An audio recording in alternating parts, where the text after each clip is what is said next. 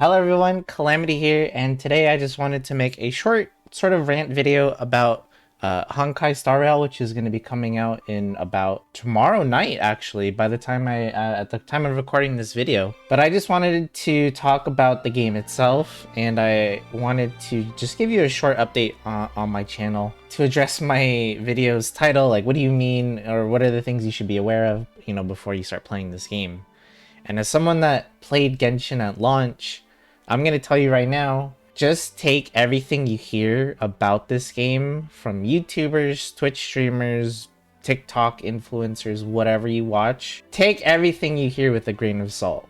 Because when I first started playing Genshin, believe it or not, my friend looked up a tier list already for Genshin. And on that tier list, they put Bennett in like tier B or something because he's like, oh, he's just a basic healer and his elemental skill sucks. Well, guess what? If you haven't played Genshin, Bennett's one of the best healers in the game, or best units overall, and used a lot in the game. And because of that tier list, I neglected to build it for quite a while in the beginning. Also, sorry I don't have any gameplay footage of Star Rail. This is just the website. Okay, I don't, obviously the game's not out, so I don't have B-roll footage to show you. So basically, feel free to build whoever you want. Just have fun with the game. Don't try to build into the quote-unquote meta, so to speak, on a game that is brand new and everyone is still trying to figure out. So even if, let's say, you pull a 5-star character and everyone's like, you got the literally worst 5-star character, don't bother building that. Don't listen to the stuff like that.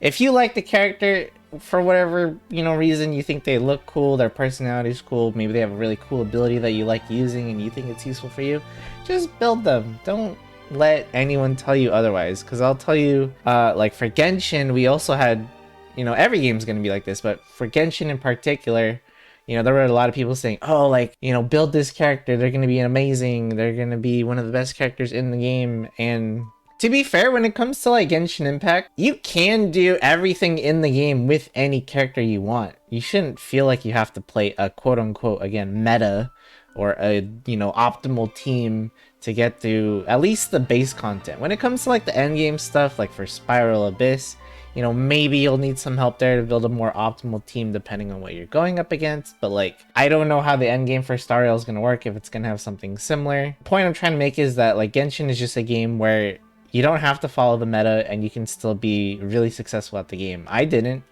Like I said, my friend looked up an awful tier list for this game and I ended up following it, and it ended up being a total waste. But at the same time, I was still successful at the game. Like, I was still beating bosses, I was still, able to explore and just beat all the enemies and with very little trouble. And with a game like this, if, Hoyoverse plans to keep releasing new characters, new updates, whatever is relevant right now might not be relevant in the, in the next update. Like, let's take a look at some of the Genshin characters, that were very popular at launch, but, maybe these days they're not so much. Now, granted, of course, Genshin is a years old now at this point, but still. Like Venti. We're going to talk about Venti real quick. Like, Venti was the very first banner in Genshin Impact, and when at release, he was amazing. He was insane. Like, people were like, he's S tier. Absolutely insane. You must pull this character. He's going to give you so much value, and he makes the game literally easy mode. Take a look at him now. Like, is he still good? Yeah. I'm not saying he's an awful character or anything, but his popularity has definitely gone down a lot since launch. I think we can at least agree on that. Another character we can talk about is Klee. Klee was regarded as probably one of the strongest and like the best characters in the game for quite a while when she was released, but take a look at her popularity now. Like, obviously she's still popular because a lot of people, say she's a cute character and all that stuff, but I mean just like gameplay-wise, meta-wise, she's not very popular in the meta anymore. I'm not saying she's bad. Please don't write an essay telling me like, oh, Klee's still good. She does 100k damage on a normal attack.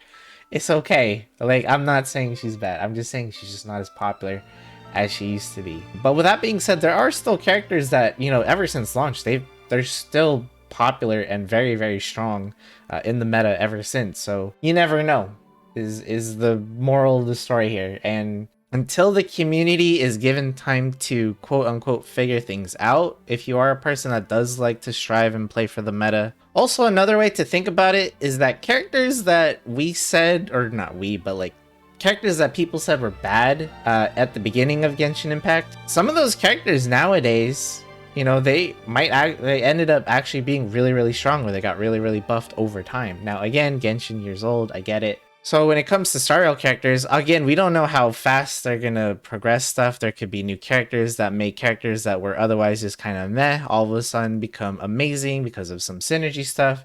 They might introduce new enemies that heavily counter whatever is popular in the current, you know, update, and then, or what was popular, what was meta, and then you have to make like a new team or something like that. So I just want to say, before I keep repeating myself over and over again, the whole take it with a grain of salt, but just have fun, okay? Just build who you want to build, play who you want to play, make the team you want to make. And the other thing I also want to mention is that don't forget that this is the brand new launch of a gacha game, and it's gonna feel like a honeymoon, right? This game is probably going to be rewarding you left and right. You're going to be getting, I don't know what it's called, but the equivalent of Primo Gems, like here and there, right? You're going to get like the launch giveaway special where they're giving out, you know, you're pulling on the banners and you're getting all this stuff, and you're like, oh my goodness, this is so fun. I get to pull every, I don't know, like every 10 minutes of gameplay or something. You're just getting so much rewards. Now, as a Genshin player that's AR60 and has been playing since launch, enjoy it while it lasts. Pull for who you want to pull, of course, because once you reach that point where the honeymoon period is over, Hoyoverse is going to just yoink that rug from under your feet, and you're just going to fall. Because right now, for a player in the late game stages like me in Genshin, it just becomes so rare to be able to do temples. Like, I literally have to save months and months to be able to get like a guarantee for a character on a limited banner. Say even like standard banner pulls, like I have to wait months and